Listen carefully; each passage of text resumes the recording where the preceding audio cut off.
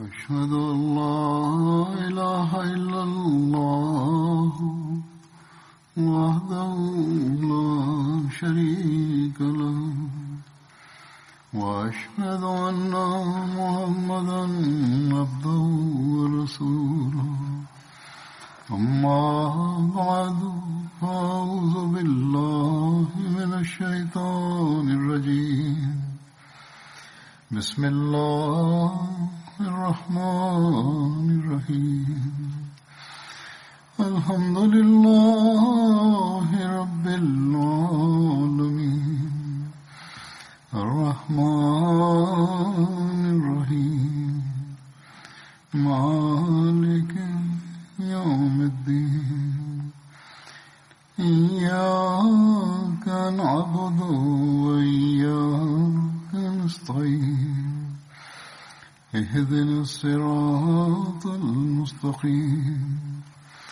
صراط الذين أنعمت عليهم غير المغضوب عليهم ولا الضالين. 3 ദിവസങ്ങൾക്ക് ശേഷം മാർച്ച് 23 ഈ ദിവസത്തിലാണ് ഹസ്രത്ത് മസീഹ് മൗഊദ് അലൈഹി സ്വലാത്തു വസ്സലാം ബൈഅത്തിന് ആരംഭം കുറിച്ചത്. അങ്ങനെ വ്യവസ്ഥാപിതമായി അങ്ങയുടെ മസീഹ് മൗഊദ് എന്ന വാദത്തിനോടൊപ്പം അഹമ്മദിയ ജമാഅത്തിനും അടിസ്ഥാനം കുറിക്കപ്പെട്ടു. ജമാഅത്തിൽ ഈ ദിവസം മസീഹ് മൗഊദ് ദിനം എന്ന പേരിൽ ആചരിക്കപ്പെടുന്നു. ഈ ദിവസവുമായി ബന്ധപ്പെട്ട് യോഗങ്ങളും നടക്കുന്നു. ഹസ്രത്ത് മസീഹ് മൗഊദ് അലൈഹി സ്വലാത്തു വസ്സലാമിന്റെ വാദവും അങ്ങയുടെ ആഗമനത്തിന്റെ ഉദ്ദേശത്തെക്കുറിച്ചും ഇതിൽ വിവരിക്കപ്പെടുന്നു. അതുകൊണ്ട് ഇതുമായി ബന്ധപ്പെട്ട് ഏതായിരുന്നാലും ഇനി 3 ദിവസം ബാക്കിയുണ്ട്.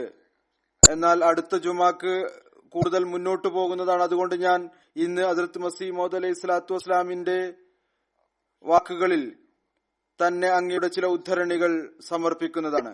ഈ വർഷം ഒരുപക്ഷെ അധികം രാജ്യങ്ങളിലും സ്ഥലങ്ങളിലും ഇന്നത്തെ വൈറസ് മൂലം ഉള്ള പകർച്ചവ്യാധി വ്യാപിച്ചത് കാരണം യോഗങ്ങൾ ഒരുപക്ഷെ നടക്കുകയില്ല.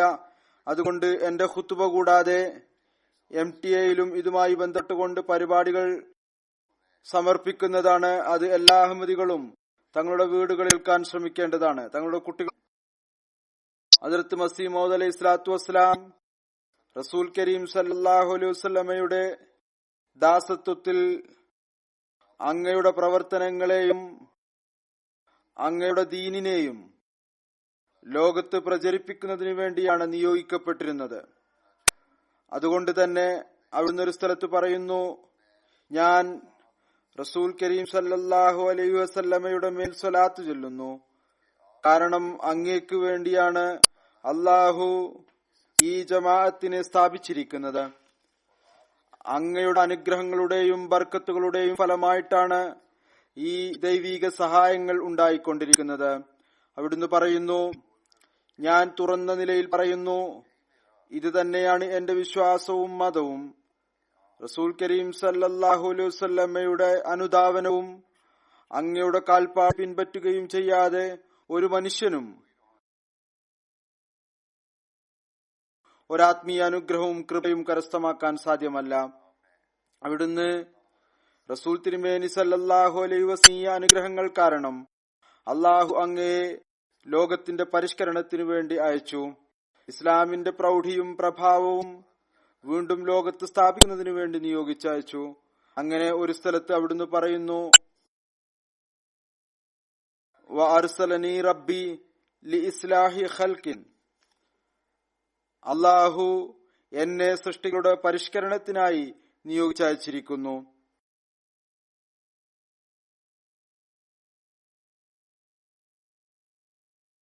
പിന്നീട് തന്റെ നിയോഗത്തെക്കുറിച്ച് കൂടുതൽ വിശദീകരിച്ചുകൊണ്ട് ഹസ്രത്ത് മസീഹ് മൗഊദ് അലൈഹി സ്വലാത്തു വസ്സലാം വിവരിക്കുന്നു, ഞാൻ ഈ കാര്യം കൂടെ കൂടെ വിവരിക്കുന്നതാണ്. ഇത് വെളിപ്പെടുത്തുന്നതിൽ നിന്ന് എനിക്ക് വിട്ടുനിൽക്കാൻ സാധ്യമല്ല. ഞാൻ സമയത്ത് സൃഷ്ടികളുടെ പരിഷ്കരണത്തിനു വേണ്ടി അയക്കപ്പെട്ട ആൾ തന്നെയാണ്, ദീനിനെ പുതിയ നിലയിൽ എന്നതിനു വേണ്ടി. ഞാൻ അതുപോലെ അയക്കപ്പെട്ടിരിക്കുന്നു. ഏതുപോലെ കലീമുള്ളക്ക് ശേഷം ആ മനുഷ്യൻ അയക്കപ്പെട്ടുവോ? അദ്ദേഹത്തിന്റെ ആത്മാവ് ഹെറഡോട്ടസിന്റെ ഭരണകൂടത്തിന്റെ കാലത്ത് ഒരുപാട് പ്രയാസങ്ങൾക്ക് ശേഷം ആകാശത്തേക്ക് ഉയർത്തപ്പെട്ടു.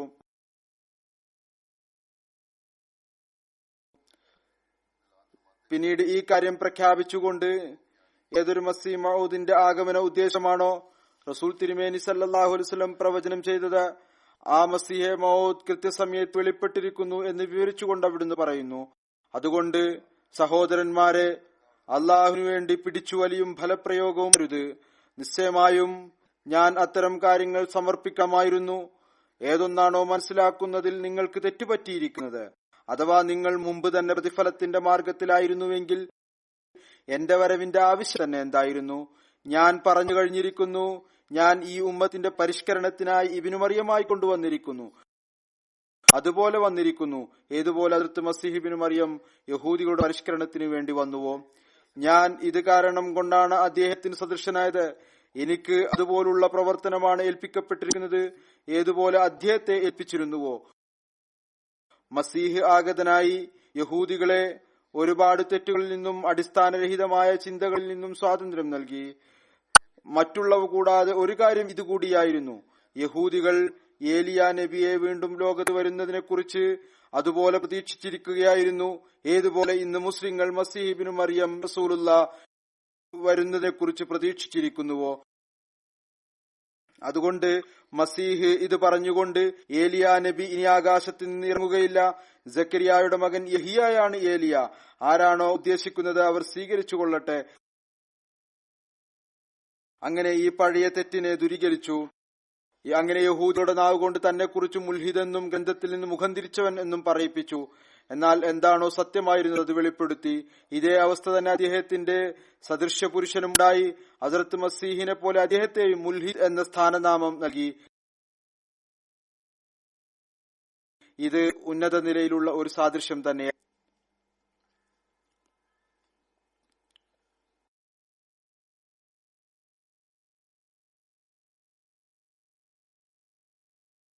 കേവലം മുസ്ലിങ്ങൾക്ക് വേണ്ടി മാത്രമല്ല, മറിച്ച് ഹദ്റത്ത് മസീഹെ മൗദ് അലൈഹി സ്വലാത്തു വസ്സലാം എല്ലാ സമുദായങ്ങൾക്കും മതങ്ങൾക്കും തന്റെ നിയോഗ ഉദ്ദേശത്തിന്റെ പ്രാധാന്യം പറഞ്ഞുകൊടുത്തു.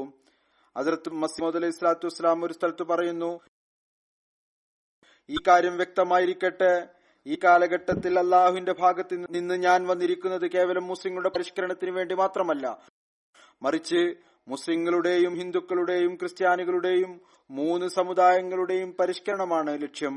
ഏതുപോലെ അള്ളാഹു എന്നെ മുസ്ലിങ്ങൾക്കും ക്രിസ്ത്യാനികൾക്കും മസീഹെ മൗദായി നിയോഗിച്ചയച്ചിരിക്കുന്നുവോ, അതുപോലെ തന്നെ ഞാൻ ഹിന്ദുക്കൾക്കായി അവതാര പുരുഷൻ എന്ന നിലയിലാണ്. ഞാൻ 20 വർഷത്തോളമായി അല്ലെങ്കിൽ അതിനേക്കാൾ അല്പം കൂടുതലായി ഈ കാര്യം പ്രസിദ്ധപ്പെടുത്തിക്കൊണ്ടിരിക്കുന്നു. ഞാൻ ആ പാപങ്ങളെ ദൂരീകരിക്കുന്നതിന് വേണ്ടി ഏതുമൂലമാണോ ഭൂമി നിറഞ്ഞിരിക്കുന്നത്, ഏതുപോലെ മസീഹ് ഇബ്നു മറിയമിന്റെ രൂപത്തിൽ വന്നിരിക്കുന്നുവോ അതുപോലെ തന്നെ ഞാൻ രാജാക്ക് രൂപത്തിലും വന്നിരിക്കുന്നു. അദ്ദേഹം ഹിന്ദുക്കളിലെ എല്ലാ അവതാരങ്ങളിലും വലിയ ഒരു അവതാര പുരുഷനാണ്. അതല്ലെങ്കിൽ ഇങ്ങനെ പറയേണ്ടതാണ്, ആത്മീയ യാഥാർത്ഥ്യത്തിന് അടിസ്ഥാനത്തിൽ ഞാൻ അദ്ദേഹം തന്നെയാണ്. ഇത് എന്റെ ഭാവനയോ അനുമാനമോ അല്ല, മറിച്ച് ആകാശഭൂമികളുടെ ദൈവമായ അള്ളാഹു എന്നിൽ ഇത് വെളിപ്പെടുത്തിയിരിക്കുന്നു. ഒന്നല്ല, മറിച്ച് പല പ്രാവശ്യം എനിക്ക് പറഞ്ഞു തന്നിരിക്കുന്നു, നീ ഹിന്ദുക്കൾക്ക് കൃഷ്ണനും മുസ്ലിങ്ങൾക്കും ക്രിസ്ത്യാനികൾക്കും മസീഹെ മഊദുമാണ്. എനിക്കറിയാം, ജാഹിലീങ്ങളായ മുസ്ലിങ്ങൾ ഇത് കേട്ട് ഉടനെ തന്നെ പറയും, ഒരു കാഫിറിന്റെ പേര് തന്നോട് ചേർത്ത് പറഞ്ഞുകൊണ്ട് കുഫർ വ്യക്തമായും സ്വീകരിച്ചിരിക്കുന്നു. എന്നാൽ ഇത് അള്ളാഹുവിന്റെ വഹിയാണ്. ഇത് വെളിപ്പെടുത്താതെ എനിക്ക് നിൽക്കാൻ സാധ്യമല്ല. ഇത് ഇന്ന് ആദ്യത്തെ ദിവസമാണ്. ഒരു വലിയ ജനക്കൂട്ടത്തിന് മുന്നിൽ ഞാൻ ഈ കാര്യം സമർപ്പിക്കുന്നു. കാരണം ആരാണോ അള്ളാഹുവിന്റെ ഭാഗത്തു നിന്നുള്ളത്, അവർ ആരുടെയും ഒരു പഴി പറയുന്നവരെയും പഴിയെ ഭയപ്പെടുകയില്ല. ഇത് അവിടുന്ന് ലക്ചർ സിയാൽകോട്ടിലാണ് പറഞ്ഞത്. അവിടുന്ന് ഈ പ്രഭാഷണം മുസ്ലിങ്ങളും ഹിന്ദുക്കളും ഉള്ള വലിയ ഒരു ജനക്കൂട്ടത്തിന് മുമ്പിലാണ് നടത്തിയത്. വീണ്ടും തന്റെ നിയോഗത്തിന്റെ പ്രാധാന്യം വിവരിച്ചുകൊണ്ട് ഹദ്റത്ത് മസീഹ് മൗഊദ് അലൈഹി സ്വലാത്തു വസ്സലാം പറയുന്നു, മനുഷ്യൻ അള്ളാഹുവിന്റെ കൽപ്പനകളെ എതിർക്കുന്നത് എല്ലാം തന്നെ പാപങ്ങൾക്ക് കാരണമായി മാറുന്നു. ഒരു താഴേക്കിടയിലുള്ള ശിപ്പായി ഗവൺമെന്റിന്റെ ഭാഗത്ത് നിന്ന് ഒരു കത്തുമായി വരുന്നുവെങ്കിൽ അയാളുടെ വാക്കുകൾ കേൾക്കാത്ത ആൾ കുറ്റവാളിയായി ഗണിക്കപ്പെടുന്നു. അതിന് ശിക്ഷയും ലഭിക്കുന്നു. താൽക്കാലിക ഭരണകൂടങ്ങളുടെ അവസ്ഥ ഇതാണ് എങ്കിൽ അഹ്കമുൽ ഹാക്കിമീന്റെ ഭാഗത്ത് നിന്ന് വരുന്ന ആളെ അപമാനിക്കുന്നതും വിലമതിക്കാതിരിക്കുന്നതും എത്രമാത്രം അള്ളാഹുവിന്റെ കൽപ്പനകളെ ലംഘിക്കുന്ന ഒന്നാണ്. അള്ളാഹു ആത്മാഭിമാനമുള്ളവനാണ്. അവൻ അവന്റെ ഉദ്ദേശമനുസരിച്ചുകൊണ്ട് കൃത്യസമയത്ത് ആവശ്യമനുസരിച്ച് വഴിതെറ്റിയ നൂറ്റാണ്ടിന്റെ തലക്കൽ ഒരു മനുഷ്യനെ നിയോഗിച്ചു. അദ്ദേഹം ജനങ്ങളെ നേർമാർഗത്തിലേക്കും വിളിക്കുന്നതിനു വേണ്ടി അവന്റെ എല്ലാ ഉദ്ദേശങ്ങളെയും കാൽച്ചുവട്ടിൽ ചവിട്ടിയരക്കുക എന്നത് വലിയ പാപം തന്നെയാണ്. വീണ്ടും അവിടുന്ന് പറയുന്നു, മനുഷ്യന്റെ ബുദ്ധി അള്ളാഹുവിന്റെ ഉദ്ദേശങ്ങളുമായി കൂടിച്ചേരുകയില്ല. മനുഷ്യൻ എന്തു വസ്തുവാണ് ദൈവിക ഉദ്ദേശത്തെക്കാൾ കൂടുതൽ അറിയും എന്ന് വാദിക്കുവാൻ.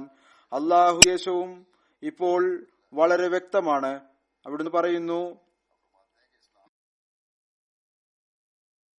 ഇസ്ലാമിൽ മുമ്പ് അഥവാ ഒരാൾ പോലും മുർത്തദായാൽ തന്റെ കാലഘട്ടത്തിലെ കാര്യം പറയുകയാണ്, ഒരു വലിയ ഒച്ചപ്പാടുണ്ടാകുമായിരുന്നു. ഇപ്പോൾ ഇസ്ലാമിനെ ഈ വിധം കാൽ ചുവട്ടിൽ ചവിട്ടി അരക്കപ്പെട്ടിരിക്കുന്നു. 1,00,000 മുർത്തദുകളുണ്ട്. വീണ്ടും അവിടുന്ന് പറയുന്നു, ഇസ്ലാം പോലുള്ള പരിശുദ്ധവും പവിത്രവുമായ മതത്തിനുമേൽ ഇത്രമാത്രം ആക്രമണം നടത്തപ്പെട്ടിരിക്കുന്നു. ലക്ഷക്കണക്കിന് ആയിരക്കണക്കിന് ഗ്രന്ഥങ്ങൾ റസൂൽ തിരുമേനി സല്ലല്ലാഹു ചീത്ത കൊണ്ട് നിറച്ചത് പ്രസിദ്ധീകരിച്ചിരിക്കുന്നു. ചില മാസികകൾ അനേകം കോടികളാണ് പ്രസിദ്ധീകരിച്ചിരിക്കുന്നത്. ഇസ്ലാമിനെതിരെ എന്തെല്ലാമാണോ പ്രസിദ്ധീകരിക്കപ്പെട്ടിരിക്കുന്നത് അഥവാ അതെല്ലാം തന്നെ ഒരു സ്ഥലത്ത് ഒരുമിച്ചു കൂട്ടുകയാണ് എങ്കിൽ ഒരു വലിയ പർവ്വതമായി മാറും. മുസ്ലിങ്ങളുടെ അവസ്ഥ ഇങ്ങനെയാണ്. അവരിൽ ജീവൻ തന്നെ ഇല്ല. എല്ലാവരും തന്നെ മരിച്ചുപോയിരിക്കുന്ന അവസ്ഥയിലാണ്. ഇപ്പോൾ അഥവാ അള്ളാഹു നിശബ്ദനായിരുന്നാൽ പിന്നെ എന്തായിരിക്കും അവസ്ഥ? അള്ളാഹുവിന്റെ ഒരാക്രമണം മനുഷ്യന്റെ 1000 ആക്രമണത്തെക്കാളും വലുതാണ്. അതുപോലെയാണ് അത് മുഖേന അവന്റെ ദീനിത്വം ഉയരും. ക്രിസ്ത്യാനികൾ 1900 വർഷമായി ശബ്ദമുണ്ടാക്കിക്കൊണ്ടിരിക്കുന്നു. ക്രിസ്തു ദൈവമാണ്. അവരുടെ ദീൻ ഇതുവരേക്കും വർദ്ധിച്ചുകൊണ്ടേയിരിക്കുന്നു. മുസ്ലിങ്ങൾ അവർക്ക് കൂടുതൽ സഹായം ചെയ്തുകൊണ്ടിരിക്കുന്നു. ക്രിസ്ത്യാനികളുടെ കൈകളിലെ വലിയ ആയുധം ഇതാണ്. മസീഹ് ജീവനോടെയുണ്ട്. നിങ്ങളുടെ നബി സല്ലല്ലാഹു അലൈഹി വസല്ലം മരിച്ചുപോയിരിക്കുന്നു. അവിടുന്ന് പറയുന്നു, ലാഹോറിൽ ലോർഡ് ബിഷപ്പ് ഒരു വലിയ ജനക്കൂട്ടത്തിനു മുന്നിൽ ഇതേ കാര്യം സമർപ്പിക്കുകയുണ്ടായി. ഒരു മുസ്ലിമിനും അയാൾക്ക് മറുപടി പറയാൻ സാധിച്ചില്ല. എന്നാൽ നമ്മുടെ ജമാഅത്തിലെ മുഫ്തി മുഹമ്മദ് സാഹിബ് അവിടെ ഉണ്ടായിരുന്നു. അദ്ദേഹം എഴുന്നേറ്റു.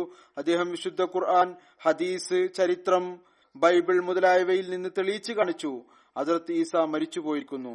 നമ്മുടെ നബി കരീം സല്ലല്ലാഹു അലൈഹി വസല്ലം ജീവനോടുകൂടിയുണ്ട്. കാരണം അങ്ങയിൽ നിന്ന് അനുഗ്രഹി കറാമത്തുകളും അത്ഭുതങ്ങളും കാണിക്കുന്നവർ എപ്പോഴും ഉണ്ടായിട്ടുണ്ട്. അതിന് അദ്ദേഹത്തിന് മറുപടി ഒന്നും നൽകാൻ സാധിച്ചില്ല. അവിടുന്ന് പറയുന്നു, ഞാനൊരിക്കൽ ലുധിയാനയിൽ ക്രിസ്ത്യാനികൾക്ക് വിളംബരം നൽകിയിരുന്നു. നമുക്കും നിങ്ങൾക്കും ഇടയിൽ വലിയ അഭിപ്രായ വ്യത്യാസങ്ങളില്ല.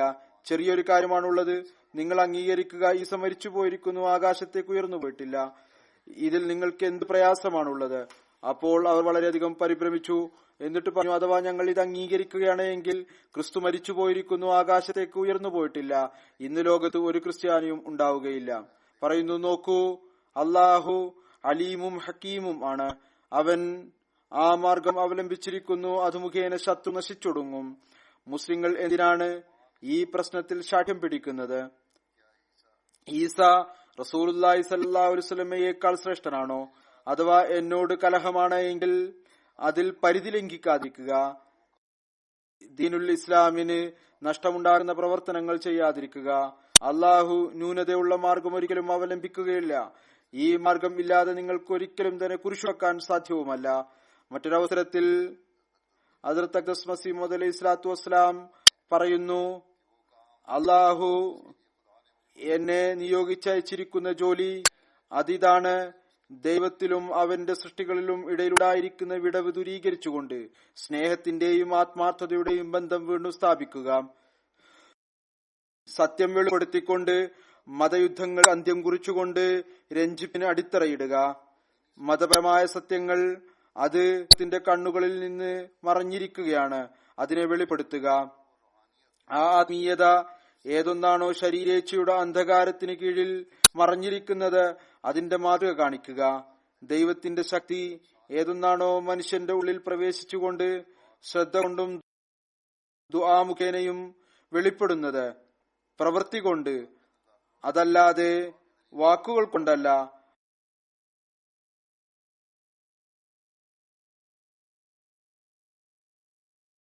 അതിന്റെ അവസ്ഥയെ വിവരിക്കുക. ഏറ്റവും വലിയ കാര്യം ഇതാണ്: ആ ശുദ്ധവും തിളങ്ങുന്നതുമായ തൗഹീദ്, അത് എല്ലാ തരത്തിലുള്ള ഷിർക്കിന്റെ കൂടിച്ചേരലിനും ശുദ്ധമായിട്ടുള്ളതാണ്. അതിപ്പോൾ ലോകത്തിൽ നിന്ന് മറഞ്ഞിരിക്കുന്നു. അതിനെ വീണ്ടും സമുദായത്തിൽ സ്ഥിരമായ ചെടിയായി നട്ടുപിടിപ്പിക്കുക. ഇതെല്ലാം എന്റെ ശക്തി കൊണ്ടുണ്ടാവുകയില്ല, മറിച്ച് ആ അള്ളാഹുവിന്റെ ശക്തി കൊണ്ടാണ് ഉണ്ടാവുക. ആരാണോ ആകാശഭൂമികളുടെ ദൈവമായിട്ടുള്ളത്. ഞാൻ കാണുന്ന ഒരു ഭാഗത്ത് അള്ളാഹു തന്റെ കൈകൊണ്ട് എന്റെ ശിക്ഷണം നൽകി, എനിക്ക് തന്റെ വഹി കൊണ്ട് അനുഗ്രഹം നൽകി. എന്റെ ഹൃദയത്തിൽ ഈ ആവേശം നിറച്ചിരിക്കുന്നു. ഞാൻ ഇത്തരത്തിലുള്ള പരിഷ്കരണത്തിനു വേണ്ടി എഴുന്നേറ്റു നിൽക്കണം.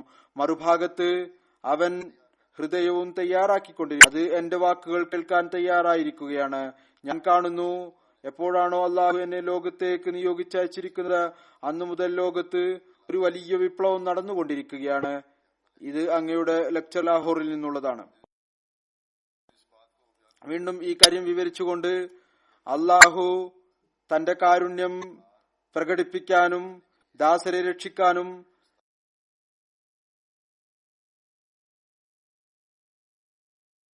തന്റെ പ്രിയപ്പെട്ടവരെ, പരിഷ്കർത്താക്കളെ, പ്രത്യേക ദാസരെ നിയോഗിച്ചയക്കുന്നു. ഈ കാര്യം വിവരിച്ചുകൊണ്ട് അവിടുന്ന് പറയുന്നു, റബ്ബുൽ ആലമീന്റെ പുരാതനമായ നിയമം ആണ്. ലോകത്ത് ഏതെങ്കിലും തരത്തിലുള്ള കാഠിന്യമോ പ്രയാസമോ അതിന്റെ പാരമ്യതയിലെത്തുമ്പോൾ ദൈവിക കാരുണ്യം അതിനെ ദൂരീകരിക്കുന്ന കാര്യത്തിലേക്ക് ശ്രദ്ധ ചെലുത്തുന്നു. ഏതുപോലെ മഴയില്ലാത്തത് കാരണം അങ്ങേയറ്റത്തെ വരൾച്ചയുണ്ടായി സൃഷ്ടികളുടെ കാര്യം അവസാനിക്കാൻ പോകുമ്പോൾ അവസാനം കാരുണ്യവാനായ ദൈവം മഴ വർഷിപ്പിക്കുന്നു. പകർച്ചവ്യാധികൾ കാരണം ലക്ഷക്കണക്കിന് മനുഷ്യർ മരിക്കാൻ തുടങ്ങുമ്പോൾ അന്തരീക്ഷത്തിന്റെ മാറ്റത്തിന് എന്തെങ്കിലും ഒരു മാർഗം ഉണ്ടായിത്തീരുന്നു, അല്ലെങ്കിൽ ഏതെങ്കിലും മരുന്നുണ്ടാകുന്നു. എപ്പോഴെങ്കിലും ഒരു അക്രയുടെ കൈകളിൽ ഒരു സമുദായം തടവറയിലാകുമ്പോൾ ഏതെങ്കിലും ഒരു നീതിമാനെയോ യാചന കേൾക്കുന്നവനോ ഉണ്ടാകുന്നു. അതുപോലെ തന്നെ ആളുകൾ അള്ളാഹുവിന്റെ മാർഗം വിസ്മരിക്കുമ്പോൾ, തൗഹീദും സത്യാരാധനയും ഉപേക്ഷിക്കുമ്പോൾ അള്ളാഹു തന്റെ ഭാഗത്ത് നിന്ന് ഒരു ദാസനെ പരിപൂർണമായ ആത്മീയ ദൃഷ്ടി നൽകിക്കൊണ്ടും തന്റെ വചനം കൊണ്ടും ഇൽഹാം കൊണ്ടും അനുഗ്രഹിച്ചുകൊണ്ടും മനുഷ്യരുടെ ഹിദായി നിയോഗിച്ചയക്കുന്നു. എത്രത്തോളം വഴിപിഴക്കൽ ഉണ്ടായിരിക്കുന്നുവോ അതിന്റെ പരിഷ്കരണം നടത്തുന്നതിനു വേണ്ടി. ഇതിൽ യഥാർത്ഥ കാര്യം ഇതാണ്: ദൈവം അവൻ മുഴുലോകത്തിന്റെയും കയ്യൂമാണ്, ലോകത്തിനെ നിലനിർത്തുന്നവനാണ്. ലോകത്തിന്റെ നിലനിൽപ്പും ശേഷിപ്പും അവന്റെ താങ്ങും സഹായവും കൊണ്ടാണ്. അവൻ അവന്റെ ഏതെങ്കിലും വിധത്തിലുള്ള അനുഗ്രഹം ഏതെങ്കിലും വിധത്തിലുള്ള സൃഷ്ടികളിൽ നിന്ന് മാറ്റിവെക്കുകയില്ല. അതിനെ പാഴാക്കി നിഷ്ക്രിയമായി വെക്കുകയും ചെയ്യുകയില്ല. മറിച്ച് അവന്റെ എല്ലാ സിഫത്തുകളും അവസരത്തിൽ ഉടനെ തന്നെ വെളിപ്പെടുന്നു. വീണ്ടും ഒരു സ്ഥലത്ത് ഹസ്രത്ത് മസീഹ് മൗഊദ് അലൈഹിസ്സലാത്തു വസ്സലാം പറയുന്നു, അയാൾ വളരെയധികം അനുഗ്രഹീതനും സൗഭാഗ്യവാനും ആണ്.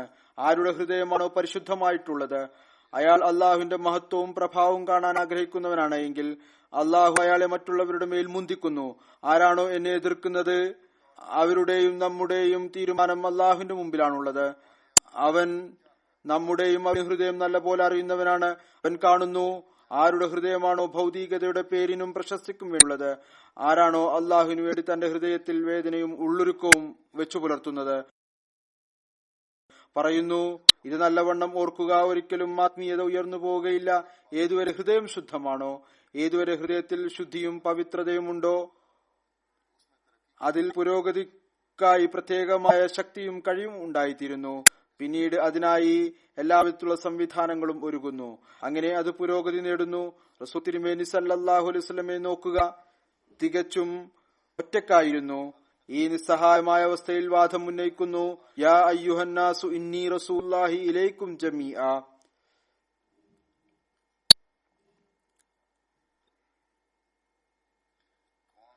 ആർക്കാണ് അപ്പോൾ പറയാൻ സാധിക്കുക ഈ വാദം ഒരു നിസ്സഹായനായ വ്യക്തിയുടേത് പൂവണിയും എന്ന്?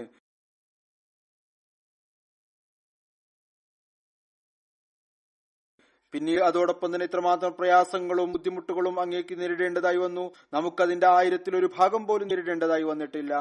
ഹസ്രത്ത് അഖ്ദസ് മസീഹ് മൗഊദ് അലൈഹിസ്സലാത്തു വസ്സലാം ലോകത്തെ പൊതുവായ നിലയിൽ ഉപദേശിച്ചുകൊണ്ട് പറയുന്നു, നമ്മുടെ അവസാനത്തെ ഉപദേശം ഇതാണ്: നിങ്ങൾ നിങ്ങളുടെ ഈമാനെ കുറിച്ച് ചിന്തിക്കുക. നിങ്ങൾ അഹങ്കാരവും അശ്രദ്ധയും കാണിച്ചുകൊണ്ട് പ്രതാപവാനായ ദൈവത്തിന്റെ ദൃഷ്ടിയിൽ കുഴപ്പക്കാരനായി മാറരുത്. നോക്കുക, അള്ളാഹു നിങ്ങളിൽ അത്തരം സമയത്ത് ദൃഷ്ടി പതിപ്പിച്ചു. അത് ദൃഷ്ടി പതിപ്പിക്കേണ്ട സമയം തന്നെയായിരുന്നു. അതുകൊണ്ട് പരിശ്രമിക്കുക. എല്ലാ തരത്തിലുള്ള സൗഭാഗ്യത്തിനും നിങ്ങൾ അവകാശികളായി മാറുന്നതിനു വേണ്ടി അള്ളാഹു ആകാശത്തിന് കണ്ടിരിക്കുന്നു. ആർക്കാണോ ആദരവ് നൽകിയിരിക്കുന്നത് അദ്ദേഹത്തെ കാലിന്റെ ചുവട്ടിലിട്ട് ചവിട്ടിയരക്കുന്നു. ആ റസൂലിന് ആരാണോ ഏറ്റവും ഉന്നതനായിട്ടുള്ളത് അദ്ദേഹത്തെ ചീത്ത വിളിക്കുന്നു. അദ്ദേഹത്തെ പാപികളുടെയും വ്യാജന്മാരുടെയും കറ്റുകെട്ടുകാരുടെയും ഇടയിൽ ഉൾപ്പെടുത്തുന്നു.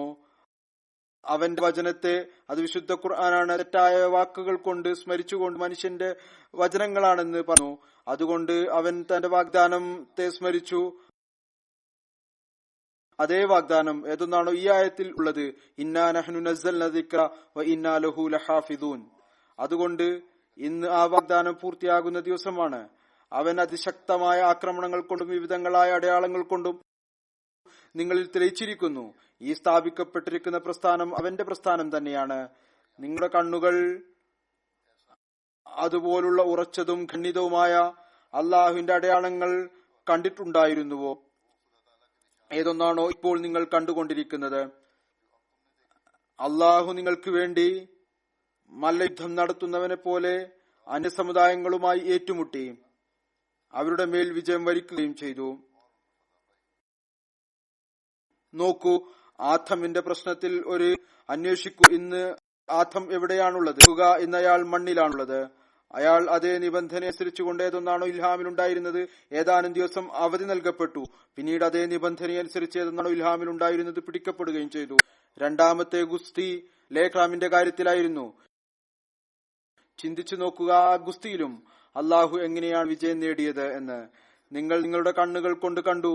ഏതുപോലെ അയാളുടെ മരണത്തെക്കുറിച്ചുള്ള വെളിപാടിന്റെ പ്രവചനങ്ങൾ മുമ്പ് തന്നെ അടയാളങ്ങൾ നിശ്ചയിച്ചിരുന്നത് പോലെ തന്നെ എല്ലാ അടയാളങ്ങളും വെളിപ്പെടുകയുണ്ടായി. അള്ളാഹുവിന്റെ കോപാകുദായത്തിന്മേൽ കഠിനമായ ദുഃഖം ഏൽപ്പിച്ചു. നിങ്ങൾ മുമ്പ് എപ്പോഴെങ്കിലും അങ്ങനെ കണ്ടിട്ടുണ്ടോ? നിങ്ങളുടെയും നിങ്ങൾക്ക് മുമ്പിലും ഇത്രമാത്രം പ്രതാപത്തോടുകൂടി അള്ളാഹുവിന്റെ അടയാളം വെളിപ്പെട്ടതായി.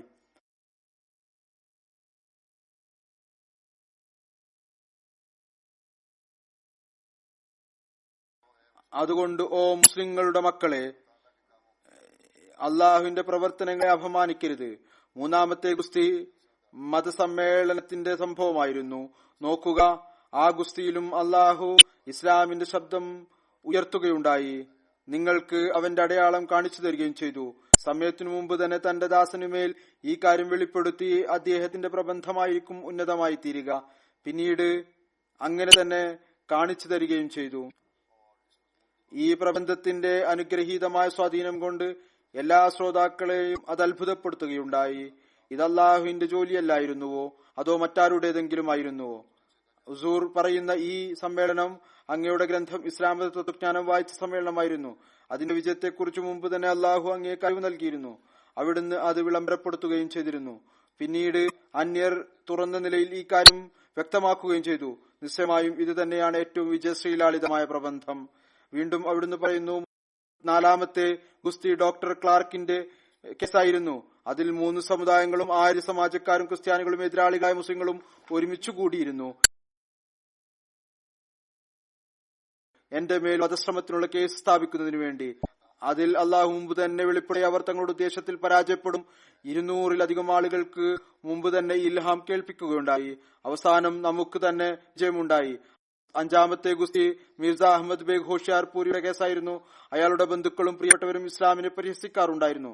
ചിലർ കഠിനമായ മുർത്തദികളും വിശുദ്ധ ഖുർആനെ കഠിനമായി കളവാക്കി തള്ളുന്നവരും ഉണ്ടായിരുന്നു. ഇസ്ലാമിനെതിരിൽ ദുഷിച്ച നാവുകൾ പുറത്തെടുത്തുകൊണ്ട് എന്നോട് ഇസ്ലാമിന്റെ സത്യതയ്ക്കുള്ള തെളിവ് ചോദിക്കുമായിരുന്നു. വിളംബരങ്ങൾ പ്രസിദ്ധീകരിക്കുമായിരുന്നു. അതുകൊണ്ട് അള്ളാഹു അവർക്ക് അടയാളം നൽകി. അഹമ്മദ് ബേഗ് അയാൾ ഏതാനും പ്രയാസങ്ങൾ നേരിട്ടതിനു ശേഷം 3 വർഷത്തിനുള്ളിൽ മരിക്കുന്നതാണ്. അങ്ങനെ തന്നെ നടക്കുകയും ചെയ്തു. അയാൾ കാലയളവിനുള്ളിൽ വെച്ച് മരിച്ചുപോയി. എല്ലാ തരത്തിലുള്ള അഹങ്കാരത്തിനും ശിക്ഷയുണ്ട് എന്ന കാര്യം അറിയുന്നതിനു വേണ്ടി അവിടുന്ന് ലോകത്തിനെ താക്കീത് ചെയ്തു.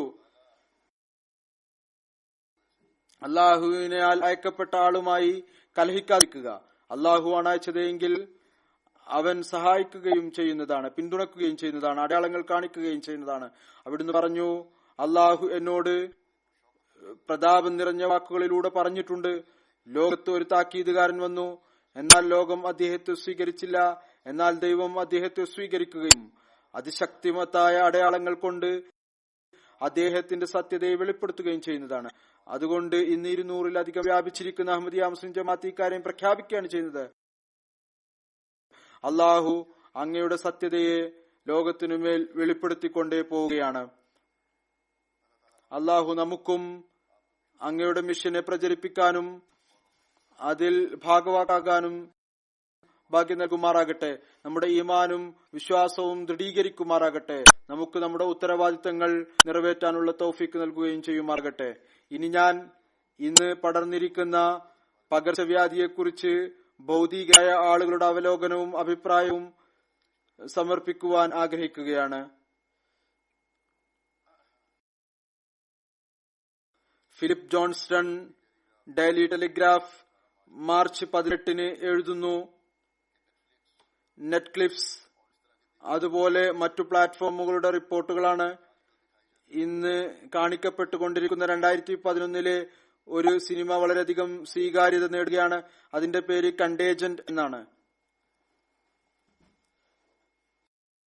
അതിന്റെ കഥയിൽ ഒരു വൈറസ് പടരുന്നതും ചികിത്സാ ഗവേഷകരും ആരോഗ്യ സംഘടനകളുടെയും ഭാഗത്തു നിന്ന് ഈ രോഗം തിരിച്ചറിയാനും അതിനെ കീഴടക്കാനും വേണ്ടിയുള്ള ശക്തമായ ശ്രമങ്ങളും സാമൂഹിക ഘടന അവസാനിക്കുകയും അവസാനം അതിന്റെ വ്യാപനം തടയുന്നതിനായി വാക്സിൻ പരിചയപ്പെടുത്തുന്നതുമായി ബന്ധപ്പെട്ടിട്ടുള്ളതാണ്.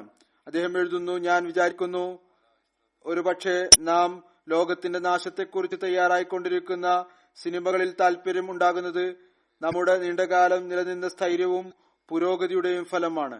ഭൗതികരായ ആളുകൾ പുരോഗതി നേടുന്നതിന്റെ ഫലമായിട്ടാണ്. ഒരുപക്ഷെ ഇതിനെക്കുറിച്ച് നമ്മളിൽ ഭൂരിപക്ഷത്തിന്റെയും ചിന്ത ഈ പുരോഗതി എപ്പോഴും നിലനിൽക്കും എന്നാണ്. ഇത് അത്ഭുതപ്പെടുത്തുന്ന ഒന്നാണ്. പറയുന്നു, ഇത് അത്ഭുതപ്പെടുത്തുന്നതാണ്. കേവലം 2 ആഴ്ചകൾ കൊണ്ട് തന്നെ നമ്മുടെ ലോകം പൂർണ്ണമായും തലതിരിഞ്ഞു പോയിരിക്കുന്നു. തുടർന്ന് എഴുതുന്നു, നമ്മുടെ എല്ലാ പദ്ധതികളും നിന്നുപോയിരിക്കുകയാണ്. ഭാവിയെക്കുറിച്ചുള്ള നമ്മുടെ പ്രതീക്ഷകൾ ഉറപ്പില്ലാത്തതാണ്. തുടർന്ന് പറയുന്നു, ഇപ്പോൾ തലക്കുമുകളിൽ ആ ആണവയുദ്ധത്തിന്റെ ഭയമില്ല. അതുപോലെ തന്നെ സമകാലമായി നേരിട്ടുകൊണ്ടിരിക്കുന്ന വിവിധ സാമൂഹിക പ്രതിസന്ധികളും ഇല്ല. ഇത്രമാത്രം ഏതുപോലെ ഇന്ന് ഈ പകർച്ചവ്യാധി കൊണ്ട് ഉണ്ടായിക്കൊണ്ടിരിക്കുന്നുവോ ഏതുവരെ. എന്നാൽ കഴിഞ്ഞ ലോകമഹായുദ്ധത്തിന്റെ കാലത്തും ആളുകളും സിനിമയിലും കഫേകളിലും ക്ലബ്ബുകളിലും പബ്ബുകളിലും ഒക്കെ പോകാറുണ്ടായിരുന്നു. ചുരുങ്ങിയത് ഇതെങ്കിലും ജനങ്ങൾക്ക് ലഭിച്ചിരുന്നു. എന്നാൽ ഇന്ന് നമുക്കതും ലഭ്യമല്ല. വീണ്ടും പറയുന്നു, നമ്മളിൽ അധിക പേരും 2ാം ലോകത്തിനു ശേഷം വളർന്നു വന്നവരാണ്. നമ്മൾ എപ്പോഴും സമൃദ്ധിയും സ്ഥിരതയും സമാധാനവും ആണ് പ്രതീക്ഷിച്ചിട്ടുള്ളത്. അത് മുമ്പുള്ള തലമുറകൾ ഒരിക്കലും ചിന്തിക്കുക പോലും ചെയ്തിട്ടുണ്ടായിരുന്നില്ല. അവർ അത്രയ്ക്കുവാൻ. തുടർന്ന് വീണ്ടും എഴുതുന്നു, സയൻസ് ഈ രോഗത്തിന് വാക്സിനോ ചികിത്സയോ കണ്ടെത്തി നമ്മുടെ രക്ഷയ്ക്ക് വേണ്ടി വരുമായിരിക്കാം. ഒരുപക്ഷെ അങ്ങനെ സംഭവിക്കുകയും ചെയ്യാം. പിന്നീട് പറയുന്നു, സിയാറ്റിൽ അമേരിക്കയിൽ ഇന്ന് മനുഷ്യരായിട്ടുള്ള സന്നദ്ധ സേവകരിൽ ഈ മരുന്നിന്റെ പരീക്ഷണം നടക്കുന്നുണ്ട്. മോശം വാർത്ത ഇതാണ്, ഇത് അറിയുന്നതിനും മാസങ്ങൾ എടുക്കുന്നതാണ്. ഈ വാക്സിൻ എന്തെങ്കിലും പ്രയോജനങ്ങളുണ്ടോ അതോ ഇല്ലേ എന്നറിയാൻ. വീണ്ടും അദ്ദേഹം തുടർന്ന് എഴുതുന്നു, മുഴുവൻ ചരിത്രത്തിലും ആളുകൾ ഇത്തരത്തിലുള്ള അവസ്ഥയിൽ തങ്ങളുടെ വിശ്വാസത്തിന്റെ താങ്ങിൽ തങ്ങളുടെ ഈ അവസ്ഥകളിലൂടെ കടന്നുപോയിട്ടുണ്ട്. പഴയ ചരിത്രത്തിൽ ഇത്തരം ഭയാനകമായ അവസ്ഥകളിൽ അവർ തങ്ങളുടെ വിശ്വാസത്തിന്റെ താങ്ങിൽ നിന്നുകൊണ്ട് ഈ അവസ്ഥകളിലൂടെ കടന്നുപോയി അള്ളാഹുവിലേക്ക് തിരികെയുണ്ടായി. ഇവരുടെയും ഇവരുടെ പ്രിയപ്പെട്ടവർക്കുമെതിരെ എന്താണോ നടന്നത് അതിനെന്തെങ്കിലും അർത്ഥം നൽകുന്നതിനു വേണ്ടി. തുടർന്ന് എഴുതുന്നു, മതമില്ലാത്തവർ ഇത്തരം അവസരങ്ങളിൽ എപ്പോഴും തങ്ങൾക്ക് സമാധാനം നൽകുന്നതിനു വേണ്ടി ഒരു സെക്കുലർ മാനവിക മാർഗം അവലംബിക്കുകയാണ് ചെയ്യുന്നത്. ഇത് അടിസ്ഥാനപരമായി ഒരു പുതിയ ചിന്തയിൽ അധിഷ്ഠിതമായിട്ടുള്ളതാണ്. ഇതാണ് മതമില്ലാത്തവർ അവലംബിക്കുന്നത്. അവരുടെ കാഴ്ചപ്പാട് ഇതാണ്, മനുഷ്യരുടെ പരിശ്രമം കൊണ്ട് പ്രകൃതിപരമായ പ്രവർത്തനങ്ങൾ എപ്പോഴും തരണം ചെയ്യാം. അതിനെ വിധി അല്ലെങ്കിൽ ദൈവത്തിന്റെ കോപം എന്നിവയുമായി കൂട്ടിച്ചേർക്കേണ്ടതിന്റെ ആവശ്യമില്ല. വീണ്ടും പറയുന്നു, നാം എത്ര തവണ ആളുകൾ ഇത് പറയുന്നതായി കേട്ടിട്ടുണ്ട്, എല്ലാം ശരിയാകും. കാരണം ശാസ്ത്രജ്ഞന്മാർ എന്തെങ്കിലും ഒരു പരിഹാരം കണ്ടെത്തുന്ന, അത് ഗ്ലോബൽ വാർമിംഗിന്റെ പ്രശ്നമാകട്ടെ അല്ലെങ്കിൽ ഏതെങ്കിലും പകർച്ചവ്യാധികളുടെ കാര്യമാകട്ടെ, നമുക്ക് അടുത്തു തന്നെ ഇതറിയാൻ സാധിക്കുന്നതാണ്. ഇത്തരത്തിലുള്ള പ്രതീക്ഷകൾ വെക്കുന്നത് ശരിയാണോ അതോ അല്ലേ എന്ന്. അങ്ങനെയല്ല എങ്കിൽ പറയുന്നു, സ്വയം ഭൗതികനായ ആളാണല്ലോ. പറയുന്നു, അങ്ങനെയല്ല എങ്കിൽ പിന്നീട് ഞാൻ തിരിച്ച് ചർച്ചിലേക്ക് പോകേണ്ടതായിട്ട് വരും. ഇപ്പോൾ മതത്തിൽ നിന്ന് ദൂരത്തിലാണ്, അള്ളാഹുവിൽ നിന്ന് ദൂരത്തിലാണ്. പ്രത്യക്ഷത്തിൽ കാണപ്പെടുന്ന കാര്യങ്ങൾ അഥവാ ശാസ്ത്രജ്ഞന്മാർ പറയുന്നത് പോലെ നടക്കുന്നില്ല എങ്കിൽ നമുക്ക് ഈ കാര്യം ചിന്തിക്കേണ്ടതായി വരും. ചർച്ചിലേക്ക് അല്ലെങ്കിൽ മതത്തിലേക്ക് തിരിച്ചു പോകേണ്ടതായി വരും. ഈ വൈറസ് ലോകത്തെ ഈ കാര്യം ചിന്തിക്കാൻ നിർബന്ധിതമാക്കിയിരിക്കുന്നു. അള്ളാഹുവിലേക്ക് തിരിയേണ്ടതാണ്. എന്നാൽ യഥാർത്ഥ ദൈവം, ജീവനുള്ള ദൈവം കേവലം ഇസ്ലാമിന്റെ ദൈവം മാത്രമാണ്. അവൻ തന്നിലേക്ക് വരുന്നവർക്ക് മാർഗം കാണിച്ചു കൊടുക്കും എന്ന് പ്രഖ്യാപിച്ചിരിക്കുന്നു. ഒരു ചുവട് വെക്കുന്നവർക്ക് അനേകം ചുവടുകൾ മുന്നോട്ട് വന്നുകൊണ്ട് കൈപിടിക്കും എന്ന് പ്രഖ്യാപിച്ചിരിക്കുന്നു. തന്റെ അഭയം നൽകും എന്ന് പ്രഖ്യാപിച്ചിരിക്കുന്നു. അതുകൊണ്ട് ഈ അവസ്ഥയിൽ നാം നമ്മെ സ്വയം നന്നാക്കിയെടുക്കേണ്ടതിന്റെ ആവശ്യം ഉള്ളതോടൊപ്പം തങ്ങളുടെ തബ്ലീഗിനെ സ്വാധീനമുളവാക്കുന്ന നിലയിലാക്കുന്നതിന്റെ ആവശ്യമുണ്ട്. ലോകത്തിന് ഇസ്ലാമിനെ കുറിച്ച് മുമ്പത്തേക്കാൾ ഉപരിയായി പരിചയപ്പെടുത്തേണ്ടതിന്റെ ആവശ്യമുണ്ട്. പിന്നീട് ഓരോ അഹമ്മദിയും പരിശ്രമിക്കേണ്ടതാണ് ലോകത്തിന് പറഞ്ഞു കൊടുക്കുക, തങ്ങളുടെ നിലനിൽപ്പ് ആഗ്രഹിക്കുന്നുവെങ്കിൽ തങ്ങളുടെ സൃഷ്ടിച്ച അള്ളാഹുവിനെ തിരിച്ചറിയുക, തങ്ങളെ സൃഷ്ടിച്ച അള്ളാഹുവിനെ തിരിച്ചറിയുക. തങ്ങളുടെ ശുഭപര്യവസാനം ആഗ്രഹിക്കുന്നുവെങ്കിൽ തങ്ങളെ സൃഷ്ടിച്ച ദൈവത്തെ തിരിച്ചറിയുക. അവസാനത്തെ ജീവിതത്തിന്റെ പര്യവസാനം അത് തന്നെയാണ് യഥാർത്ഥ പര്യവസാനം. അവനോട് ആരെയും പങ്കുചേർക്കാതിരിക്കുക, അവന്റെ സൃഷ്ടികളോടുള്ള കടമകൾ നിർവഹിക്കുന്നവരായി തീരുക. ഇതിന് എപ്പോഴും പരിശ്രമിച്ചുകൊണ്ടേയിരിക്കേണ്ടതാണ്. അള്ളാഹു ഇതിനുള്ള തൗഫീക്കും എല്ലാവർക്കും നൽകുമാറാകട്ടെ. ഈ ആപത്തുകൾ ഇപ്പോൾ ഭൗതികരായ ആളുകളും പറയുന്നു, ഇത് വർദ്ധിച്ചുകൊണ്ടേ പോകും. അതുകൊണ്ട് തങ്ങളുടെ ശുഭപര്യവസാനത്തിനായി ഇതുപോലെ ഞാൻ പറയുകയുണ്ടായി, ഇത് വളരെയധികം അത്യാവശ്യമാണ്. നമ്മളും അള്ളാഹുലേക്ക് തിരികെയും ലോകത്തിന് ഈ കാര്യം പറഞ്ഞു കൊടുക്കുകയും ചെയ്യുക. യഥാർത്ഥ പര്യവസാനം പരലോകത്തിനു വേണ്ടിയുള്ള പര്യവസാനമാണ്. അതിനായി നിങ്ങൾക്ക് എന്തു തന്നെയായാലും അതിലേക്ക് വരേണ്ടതായി വരും. ഇതിനെക്കുറിച്ച് ഒരു വിദഗ്ധന്റെ മുന്നറിയിപ്പ് ഇതാണ്. ദ ടൈംസ് മാർച്ച് 6 ഒരു ലേഖനം പ്രസിദ്ധീകരിച്ചിരുന്നു. ഒരു വിദഗ്ധൻ ഈ ഒരു മുന്നറിയിപ്പ് നൽകിയിരിക്കുന്നു. അപകടകാരിയായ വൈറസിന്റെ ജഗമാറ്റം പൊതുവായ രീതിയിൽ വളരെയധികമാകാൻ സാധ്യതയുണ്ട്. ഇതോടൊപ്പം തന്നെ ഏതാനും വർഷം കൊണ്ട് ഒരു പുതിയ കൊറോണ വൈറസ് ലോകത്ത് പടരാനുള്ള സാധ്യതയുമുണ്ട്. അയാൾ എഴുതുന്നു, അടുത്ത 3 വർഷത്തിനുള്ളിൽ മറ്റേതെങ്കിലും പുതിയ രോഗം വരാം. അതുപോലെ തന്നെ ബ്ലൂംബർഗും ഒരു ലേഖനം എഴുതുകയുണ്ടായി. അദ്ദേഹം പറയുന്നു, ശാസ്ത്രജ്ഞന്മാർ കൊറോണ വൈറസിനെ അതിജയിച്ചേക്കാം, എന്നാൽ പകർച്ചവ്യാധികൾക്കെതിരിൽ മനുഷ്യന്റെ യുദ്ധം ഒരിക്കലും അവസാനിക്കാത്തൊരു യുദ്ധമാണ്. മനുഷ്യർക്കും രോഗാണുക്കൾക്കും ഇടയിൽ പരിണാമത്തിന്റെ യാത്രയിൽ കീടങ്ങൾ മുന്നോട്ട് വീണ്ടും വന്നുകൊണ്ടിരിക്കുകയാണ്. വേൾഡ് ഹെൽത്ത് ഓർഗനൈസേഷന്റെ അഭിപ്രായത്തിൽ 1970 ശേഷം ഇതുവരേക്കും 1500-ലധികം പുതിയ വൈറസുകൾ കണ്ടെത്തിയിട്ടുണ്ട്. 21-ാം നൂറ്റാണ്ടിൽ പകർച്ചവ്യാധികൾ മുമ്പത്തേക്കാൾ വളരെയധികം വേഗത്തിൽ വിദൂരങ്ങളിൽ പടർന്നുകൊണ്ടിരിക്കുകയാണ്. വീണ്ടും പറയുന്നു, ഇതിനു മുമ്പ് പരിമിതമായ പ്രദേശങ്ങളിൽ ഉണ്ടായിരുന്ന രോഗങ്ങളായിരുന്നു. ഇപ്പോൾ അത് വളരെ വേഗത്തിൽ ആഗോളതലത്തിലും പടരുന്നതാണ്. ഏതായാലും ഇതിന്റെ വിശദമായ വിവരങ്ങളാണുള്ളത്. ഇതെല്ലാം തന്നെ വിവരിക്കുക സാധ്യമല്ല.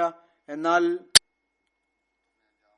തങ്ങളുടെ ശുഭപര്യവസാനത്തിനായി ഞാൻ പറഞ്ഞതുപോലെ നമ്മൾ അല്ലാഹുമായി മുമ്പത്തേക്കാൾ ഉപരിയായി ബന്ധം ഉണ്ടാക്കേണ്ടതിന്റെ ആവശ്യമുണ്ട്.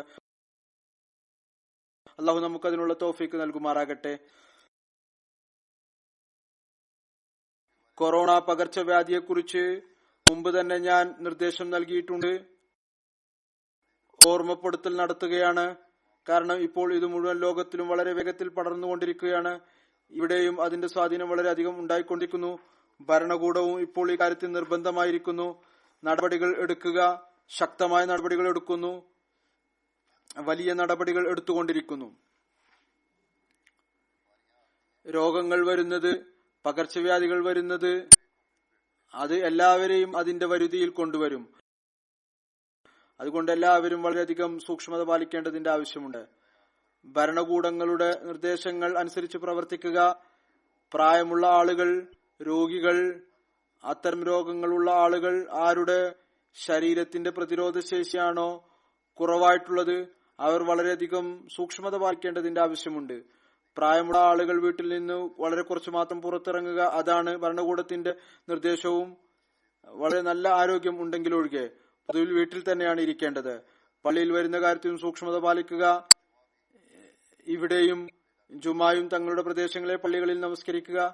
ഇന്ന് ഇവിടുത്തെ ഹാജർ നിലയിൽ നിന്നും മനസ്സിലാകുന്നു അധികം ആളുകളും ജുമാ അവരുടെ ഇടങ്ങളിൽ തന്നെയാണ് നമസ്കരിക്കുന്നത്. ഈ കാര്യത്തിലും ഗവൺമെന്റിന്റെ ഭാഗത്ത് നിന്ന് എന്തെങ്കിലും വിലക്കുണ്ടാകുന്നതുവരെ ജുമാക്കുള്ള ഗാദറിംഗും വേണ്ട എന്നുണ്ടെങ്കിൽ സ്ത്രീകൾ പൊതുവിൽ പള്ളിയിൽ വരുന്നതിൽ വിട്ടുനിൽക്കുക. കുട്ടികളോടൊപ്പമാണ് വരുന്നത്, അതിൽ നിന്ന് വിട്ടുനിൽക്കേണ്ടതാണ്. പൊതുവിൽ ഡോക്ടർമാരും ഇതാണ് പറയുന്നത്.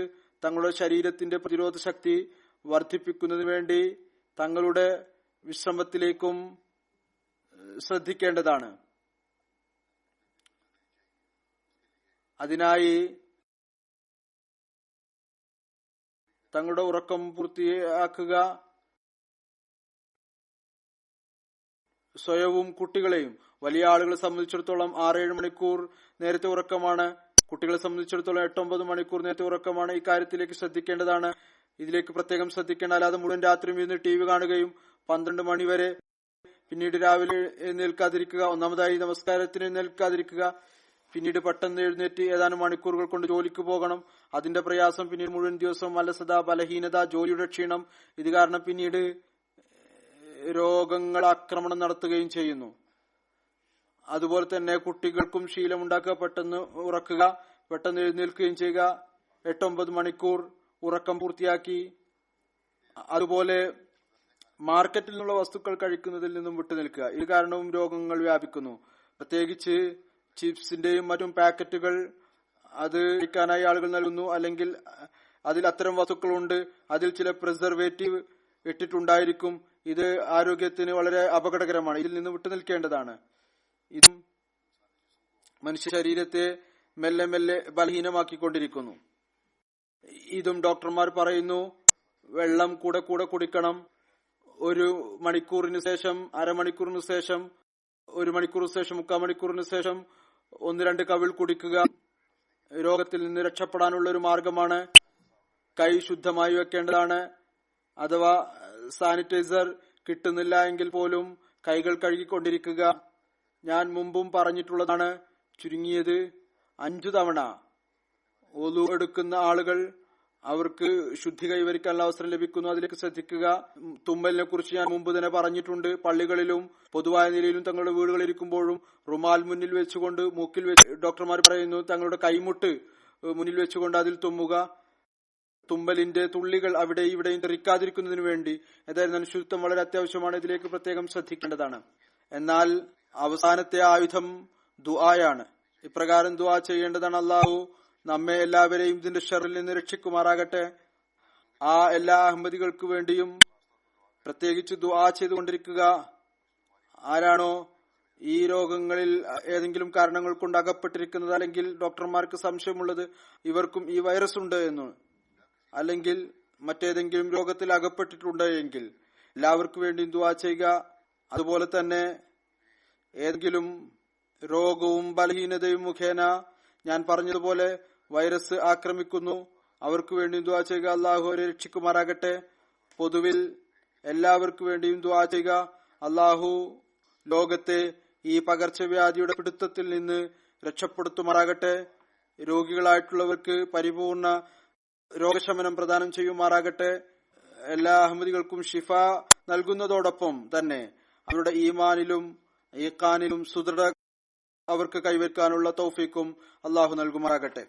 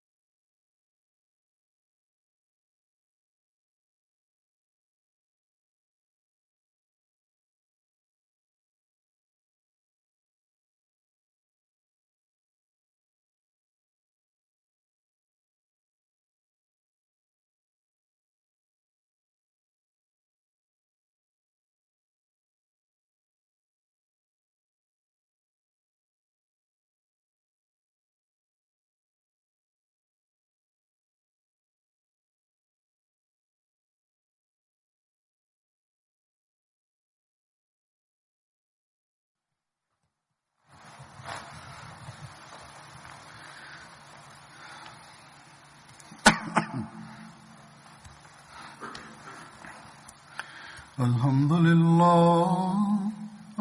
لله نحمده ونستعينه ونستغفره ونؤمن به ونتوكل عليه ونعوذ بالله من شرور أنفسنا ومن سيئات أعمالنا من يهده الله فلا مضل له ومن يضلله فلا هادي له ونشهد أن لا إله إلا الله ونشهد أن محمدا عبده ورسوله عباد الله رحمكم الله إن الله يأمر بالعدل والإحسان وإيتاء ذي القربى